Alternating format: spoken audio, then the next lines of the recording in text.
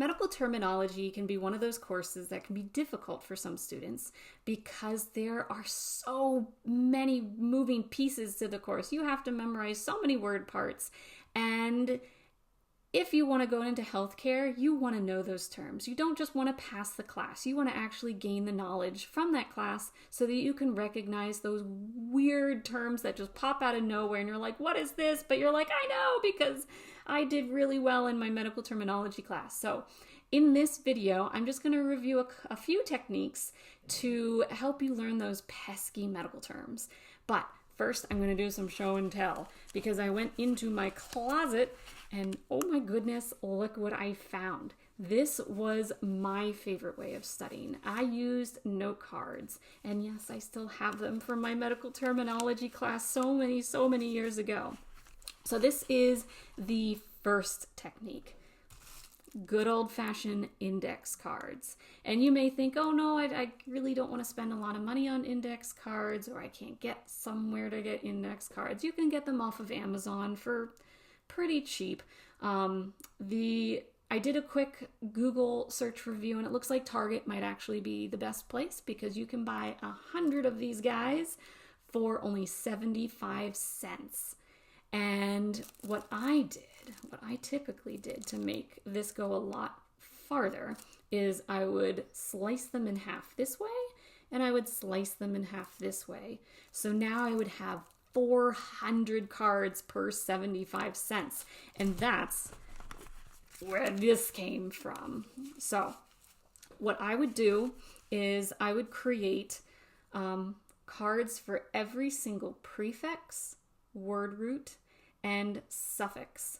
And I would literally go through that pile and be like, okay, do I know this? Do I think I know it? Or do I not know it at all?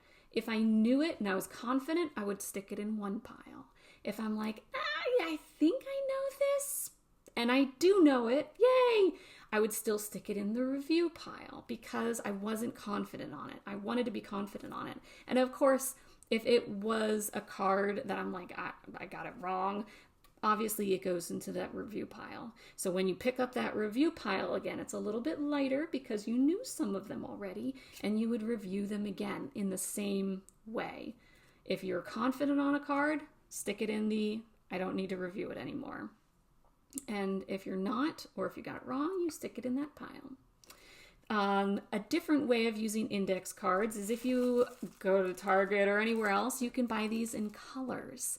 So a fun way to do this is now you can color code your word parts. You can put all your prefixes as green, your suffixes as blue, and your word roots as some other color. And instead of just slowly going through the pile, you can actually just put them in a pile, a messy pile on your table, and pick one of each color and then create your own word and see if you can define it. And if you can, that you're still practicing that memory retention.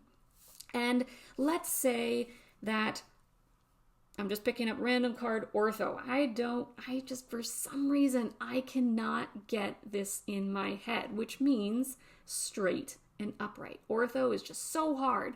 So what I would do then is I would take an additional card out and I would find a term that uses this, like orthopnea.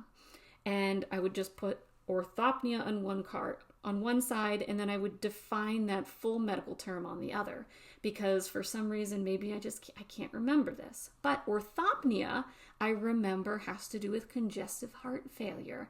Those people need to sit upright, or at least, backed by a couple of pillows when they sleep, because they can't breathe if they're laying down. So orthopnea, which means that upright, straight position, and pnea, which means breathing, that helped me understand that term as well. So if you don't think note cards are your thing, or you don't have 75 cents to pay into note cards, you can also do the second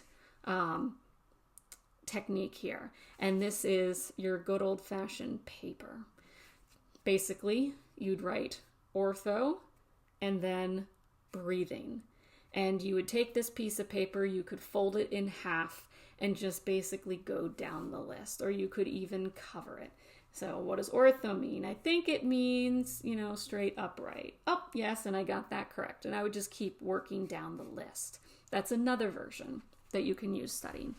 The third technique is still flashcards, but there are so many apps out there that let you do digital flashcards. And the nice thing about those apps or those online platforms, you can share cards across the platform. So if someone has already made flashcards for cardiology, you can just pull those and use them. But I have to give you a little bit, I want you to be cautious.